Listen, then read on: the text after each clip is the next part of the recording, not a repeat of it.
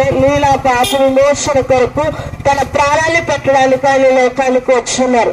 ఈ రోజు అనుభవిస్తున్న పరిస్థితి ఏదైనా అది కన్నీటి లేవల్లో ఉన్నా, నీ యొక్క ఆర్థిక ఇబ్బందులతో సతమతమవుతా ఉన్నా, నువ్వు ఏది అనుభవిస్తా ఉన్నా, ఇక నా జీవితం బ్రతకడం అంటే చావడమే మేలు అని నువ్వు ఒకవేళ చింతిస్తున్నావా? నా దేవాది దేవుడు సెలవిస్తా ఉన్న ఒక మంచి మాట ఏంటంటే నువ్వు చావవలసిన అవసరం లేదు.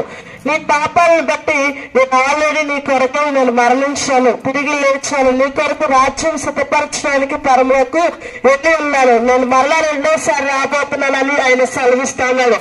ఇప్పటి వరకు ఓడిపోయానేమో, ఒక్కసారి యేసుని నీ జీవితంలోకి ఆహ్వానించినట్లయితే అమ్మడి విషయం వచ్చేటట్లుగా విజయవీరుడని యేసు సెలవిస్తా ఉన్నాడు. ఎవరైనా దేవుని మందిరానికి వెళ్ళాలని ఆశపడినట్లయితే కనుక ఉత్సాహించి పాడుదము.